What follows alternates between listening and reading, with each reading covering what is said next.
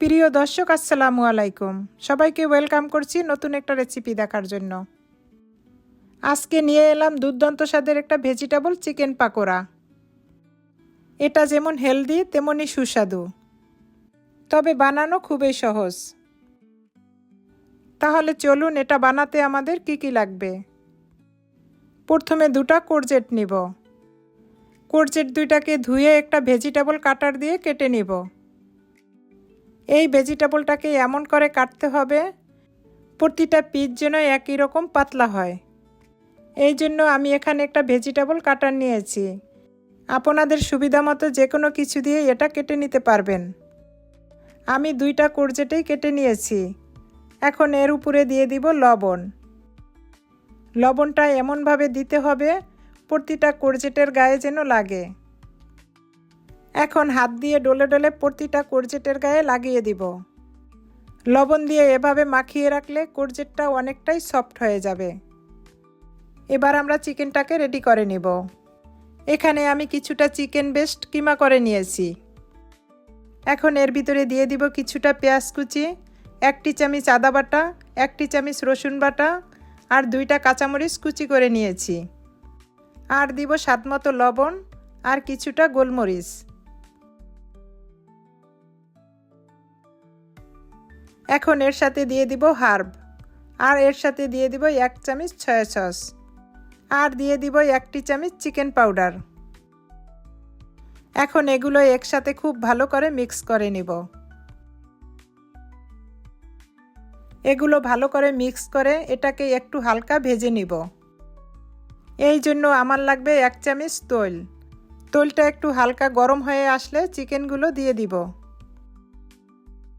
এটাকে অনবরত নেড়েচেড়ে হালকা একটু ভেজে নিব। চিকেনে আমি অলরেডি সব ধরনের মশলা দিয়েছি, এখন শুধু নেড়েচেড়ে ভেজে নিলেই হবে। এই চিকেনটা ভাজতে বেশি সময় লাগবে না। এই পর্যায়ে আমার চিকেনটা একদম রেডি। এখন আমি চিকেনটাকে নামিয়ে রাখব। আমি যেই কোরজেটগুলোকে লবণ মেখে রেখেছি সেই কোরজেটগুলোকে এখন ধুয়ে নিব। এই কোরজেটগুলোকে খুব ভালো করে ধুয়ে নিতে হবে। এটার ভিতরে প্রচুর লবণ আছে। লবণ দিয়ে রাখার পরে কোরজেটগুলো অনেকটাই সফট হয়ে গিয়েছে। কোরজেটগুলো পানি থেকে তুলে এটাকে খুব ভালো করে শুকিয়ে নিতে হবে। একটা কিচেন টিস্যুর উপরে রেখে এগুলোকে খুব ভালো করে মুছে নিতে হবে। কোরজেটগুলো এমনভাবে মুছতে হবে এর গায়ে যেন পানি না থাকে।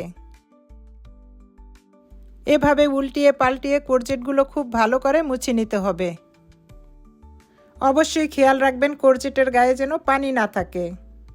এটা ভালো করে যদি ড্রাই না হয় ভাজার সময় এটার থেকে পানি ছেড়ে দিবে। আপনাদের কাছে যদি কোরজেট না থাকে এটা জালি কুমড়া দিয়েও বানাতে পারবেন।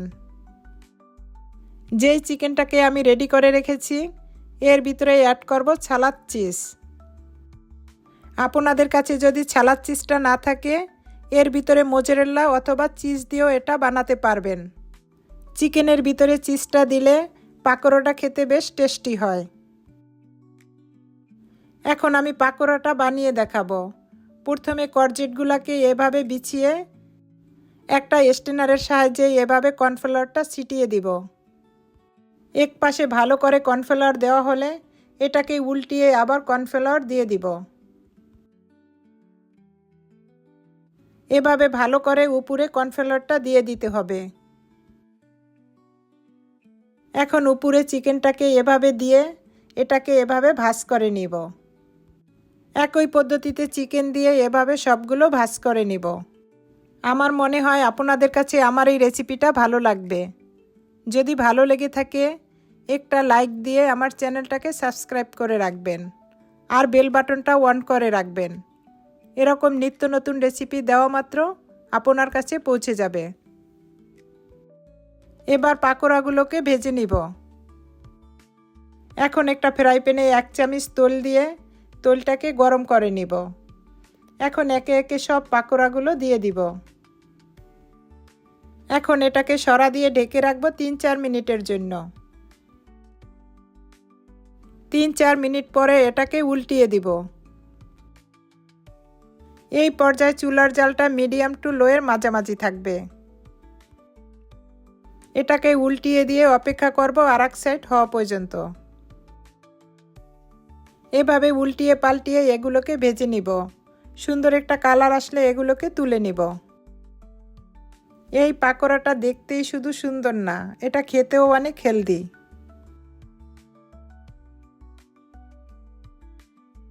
এর থেকে বেশি ভাজার দরকার নেই। এখন এগুলোকে তুলে নিব। এখন এগুলোকে একটা সার্ভিং ডিশে সার্ভ করে দেখাবো।